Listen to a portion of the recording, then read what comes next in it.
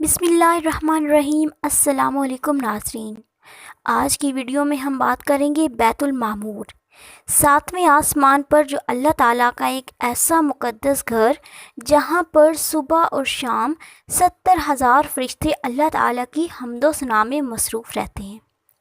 ناظرین، جس طرح زمین پر رہنے والی ہر مخلوق کے لیے اللہ تعالیٰ نے ایک مقدس گھر بنایا ہے اور زمین پر رہنے والی ہر مخلوق اس مقدس گھر یعنی خانہ کعبہ کی طرف رخ کر کے عبادت الہی میں مشغول رہتی ہے، اور ہر مسلمان خانہ کعبہ کی طرف رخ کر کے نماز ادا کرتا ہے، بالکل اسی طرح آسمانوں پر اللہ تعالیٰ نے اپنا ایک ایسا مقدس گھر بنایا ہے جو کہ فرشتوں کی عبادت کے لیے مقرر ہے، جس کو بیت المعمور کہا جاتا ہے۔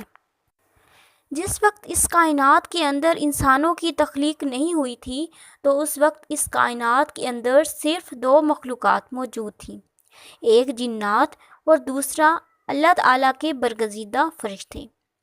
اس وقت یہ دونوں مخلوقات اللہ تعالیٰ کی عبادت کیا کرتی تھیں۔ اللہ تعالیٰ نے فرشتوں کے لیے ساتویں آسمان پر ایک ایسا مقدس گھر بنایا جسے بیت المعمور کہا جاتا ہے۔ بیت المعمور کی شکل و صورت خانہ کعبہ جیسی ہے۔ جس طرح روئے زمین پر خانہ کعبہ کے گرد لوگ طواف کرتے ہیں، بالکل اسی طرح آسمانوں پر بیت المعمور کے گرد 70,000 فرشتے صبح اور 70,000 شام کو طواف کرتے ہیں۔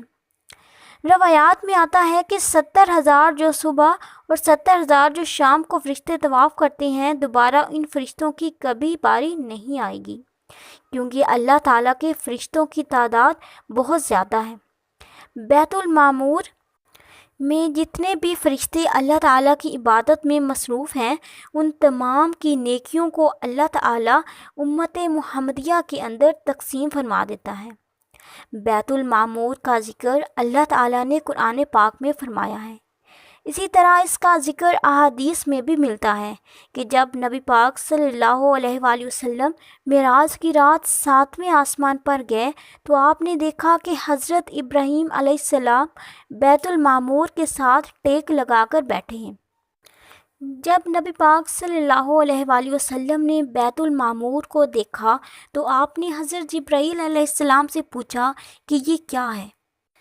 تو حضرت جبرائیل علیہ السلام نے عرض کی کہ یا رسول اللہ، جس طرح زمین پر اللہ تعالیٰ کا مقدس گھر خانہ کعبہ ہے، بالکل اسی طرح آسمان پر اللہ تعالیٰ کا گھر بیت المعمور ہے، جہاں پر 70,000 فرشتے صبح اور 70,000 فرشتے شام کو اس گھر کا طواف کرتے ہیں، اور جو فرشتہ ایک بار اس گھر کا طواف کر لیتا ہے تو پھر قیامت تک اس کی باری نہیں آئے گی۔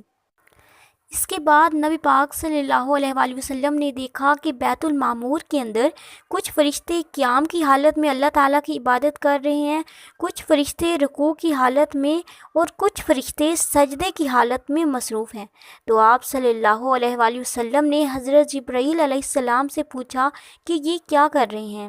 تو حضرت جبرائیل علیہ السلام نے عرض کی کہ یا رسول اللہ، یہ فرشتے نماز ادا کر رہے ہیں، اور جو فرشتہ جس حالت میں اللہ تعالیٰ کی عبادت کر رہا ہے وہ قیامت تک اسی حالت میں ہی رہے گا۔